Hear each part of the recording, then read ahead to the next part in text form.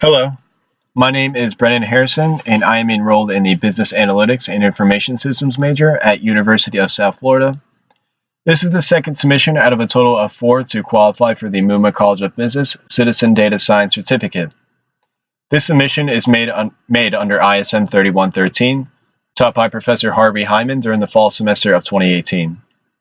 As done in my first video, the purpose of this submission is to explain the insights and stories I developed from a dataset.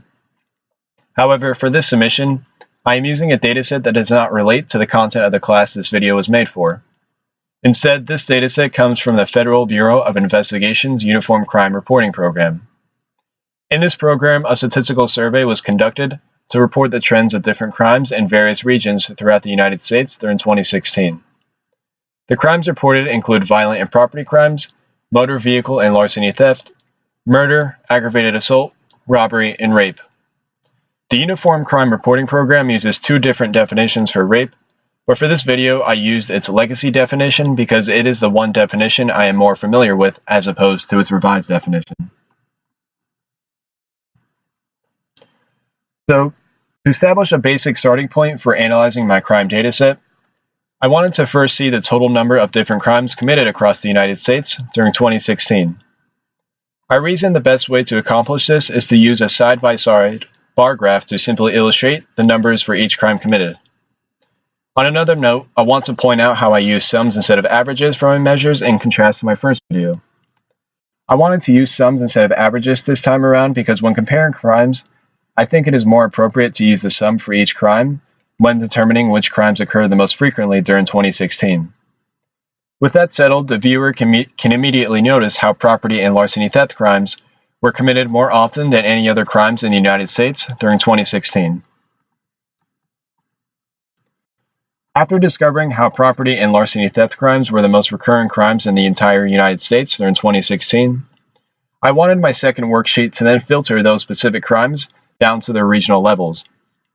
Although the crime dataset goes into more detail by showing the number of crimes for all 9 divisions in the United States, I decided to stick with the 4 major regions to prevent this worksheet from being overloaded with too much data. With that in mind, I was able to discover how the South had the most property and larceny theft crimes compared to the other 3 regions. Before this worksheet, I hypothesized the South would generate most of these crimes, since southern states have higher populations than states in other regions, so it was nice to see that my hypothesis was correct.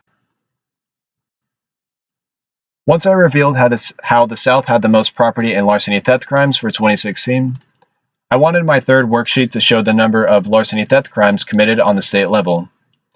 To accomplish this, I used a symbol map to visualize the number of property crimes for each southern state. For the most part, the majority of southern states besides Texas and Florida had a moderate number of larceny theft crimes in 2016. A likely explanation for Texas and Florida having the most larceny theft crimes in 2016 is most definitely due to their populations. In my opinion, I believe this is the biggest cause for these 2 states having the highest larceny theft crimes, more so than any other reason, such as location or demographics. And here is my 4th visualization, which again follows the same format as the 3rd worksheet, but now with property crimes. The viewers watching this video can observe how Texas and Florida were the 2 states with the highest number of property crimes for 2016. It is interesting to note how more property crimes were committed than larceny theft crimes, which may suggest that less violent crimes tend to occur more frequently in the United States than more violent crimes. And here finally is my dashboard, which combines all 4 of my worksheets into one condensed view. So again, you can see in my first worksheet how it reports the number of different crimes for the entire United States. In my second worksheet, which shows how property and larceny theft crimes occurred the most in the South compared to the other 3 regions. And then finally, my last 2 worksheets, which simply show a map for the number of larceny theft crimes and property crimes for 2016 in the South. With that in mind, this concludes this presentation for Tableau for ISM 3113. My name is Brennan Harrison, and thank you for watching.